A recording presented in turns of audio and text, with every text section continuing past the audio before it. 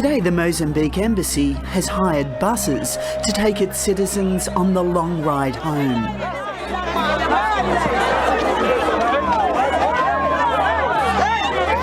When the buses arrive, people try to force their way on board, and it's easy to understand their desperation to leave.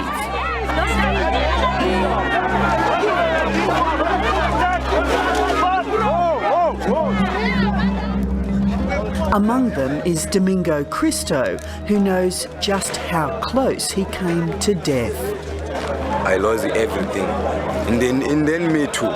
He got a problem, you see there, the same fire. He was set alight by a mob which came looking for him in a squatter camp on Johannesburg's outskirts. But he was lucky. South African security forces were nearby and saved him.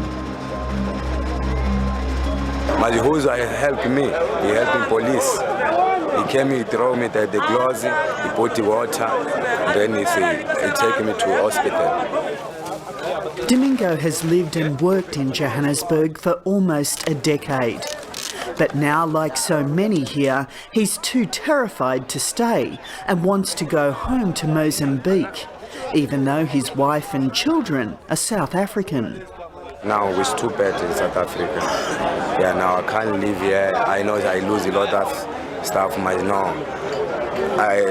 long I never live in my life here. Today it's better to go home. Just last month, 35-year-old Mozambican Ernesto Alfabeto Namoave was burnt to death in a mob attack. I think it's terrible. I think it says we've gone back to the days of apartheid. I think it's a picture that stays in the hearts and minds of people. His death was one of the first in an orgy of mob violence against foreigners that has spread to many parts of the country.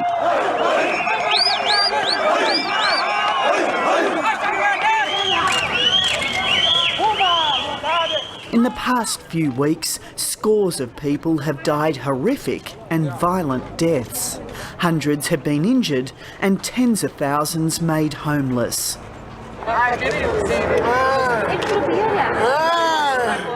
This man was rescued after being severely beaten.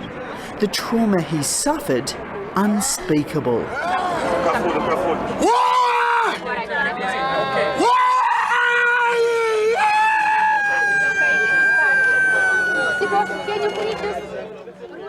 The attacks are being driven by resentment towards new immigrants, who many poor South Africans believe are taking away their jobs and housing.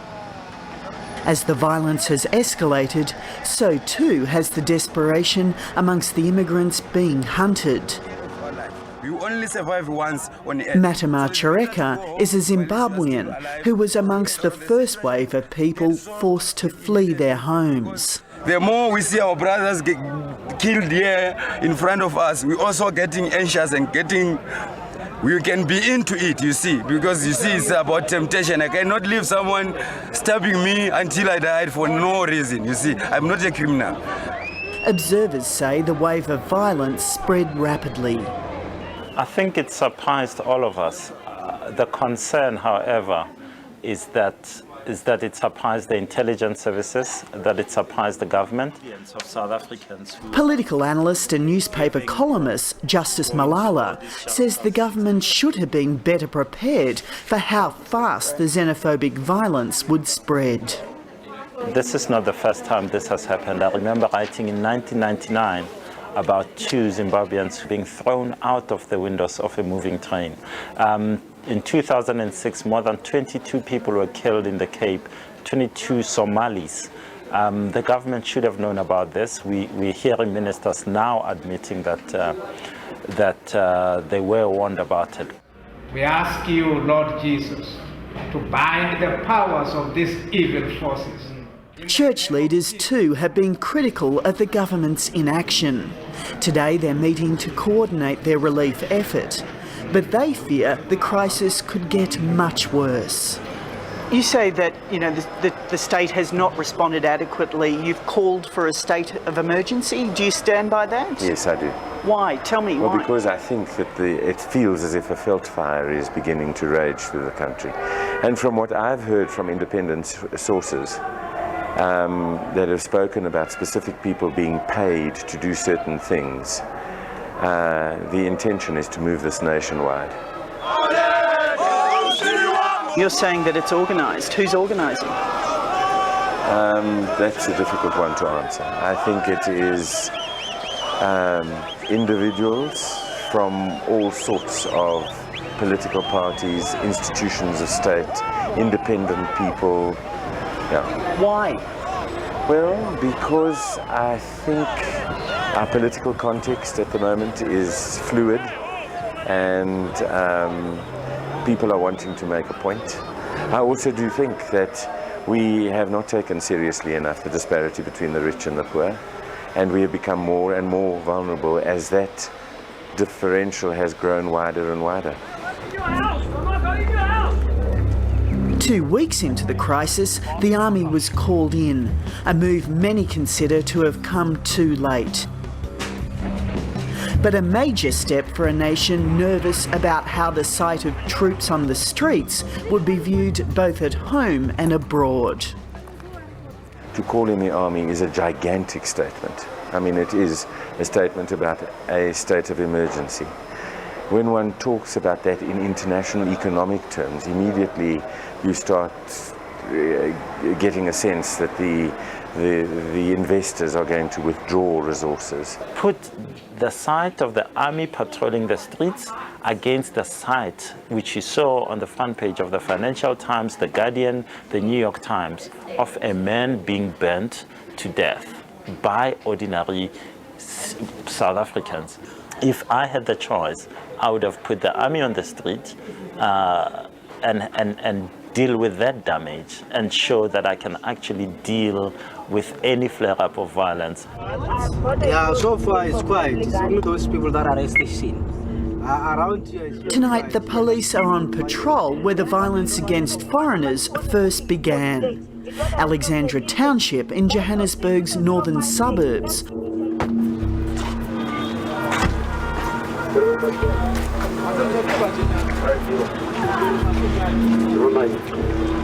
Police are looking for weapons and other signs of illegal activity.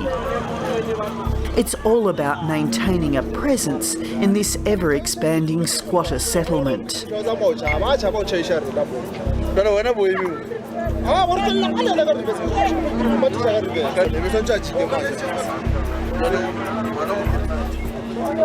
While the police are under instructions not to talk to the media, they are prepared to show me the epicentre of the crisis.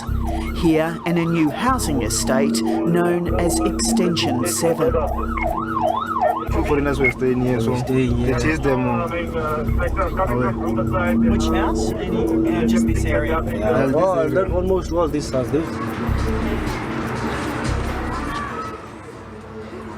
In the light of day, life in Extension 7 seems normal enough. The local member for this area is Councillor CHEUNE from the ruling African National Congress. He admits the government and security forces were caught out by the latest spate of xenophobic violence. We trusted our people, that our people understand democracy.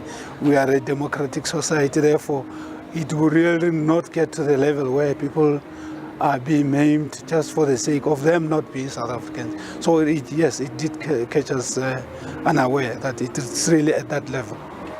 What's helped drive the sudden shift in sentiment is the fierce competition for new government housing. The top one is a housing allocation letter showing that a house has been allocated to a Mozambican. Kate LORIMER is opposition housing spokeswoman for this province. The major issue is that there's a huge amount of frustration from South Africans because they see foreigners being given houses in Alexandra Extension 7. We've done our investigations. We've worked out there are probably around 20 houses which have supposedly been allocated by the Gauteng Housing Department to foreigners. In the Gauteng province alone, more than 500,000 people are waiting for public housing. The government maintains the houses were allocated fairly, but with the occupants driven out, they're standing empty.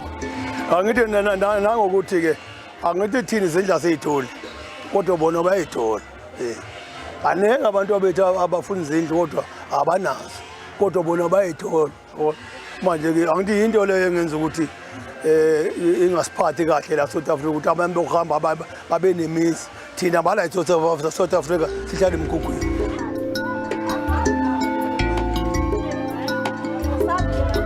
And the resentment is not just about housing. In squatter camps like this one, called Primrose, it's also about jobs. Here we are fighting with the foreigners, so we don't want the foreigners here because we have got no jobs. So the foreigners accept the smaller money so that the people that are staying here are not getting the job just because of the foreigners. The foreigners accepting the small money. It's as simple as that. You just don't... It's just simple like that. I'm taken to where some of the foreigners used to live. Anything of value has been stolen, recycled or sold.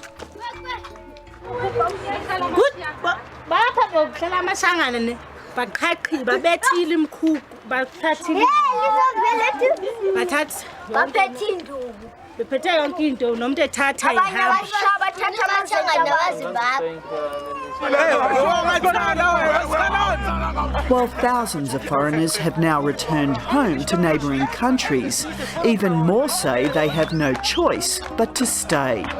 And the great majority of them are Zimbabweans.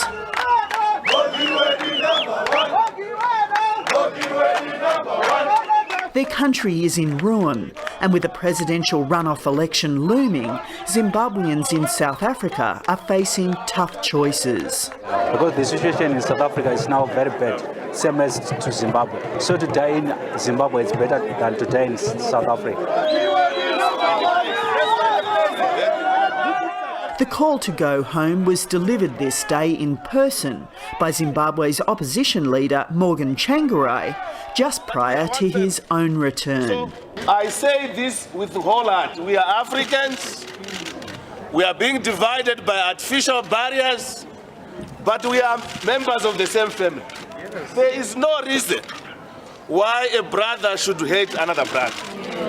What we should be doing is to find a solution so that those who can find jobs and the food back home do not have to come and extend their unwelcome here. But despite Tsvangirai's personal plea here at the Alexandra police station, this Zimbabwean businessman is finding few takers for his offer of a free bus ride home.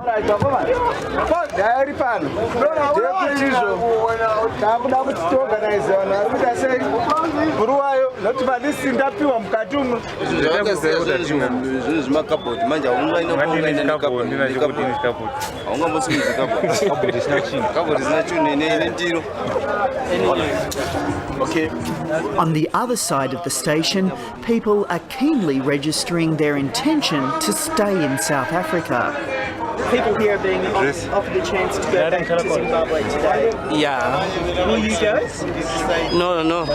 Why not? It's just the same situation, like here and back there, it's the same situation.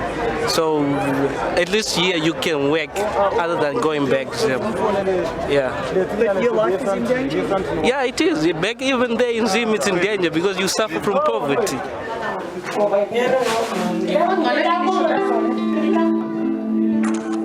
Regina and her 2-month premature son are a cause célèbre here amongst both the police and fellow Zimbabweans. This is me, Prince. Alexander Prince. It's Prince. Oh, that's beautiful. She gave birth to her son as the violence began. Her home destroyed, she has no idea where to go, and neither do those helping her. Yes. I think she needs a proper accommodation for her and the child, because they cannot stay for a long time in police station. You don't know what is going to happen after 2 months or 2 days. Yes, I'm still thinking because no, I don't have an option. I'm still nowhere.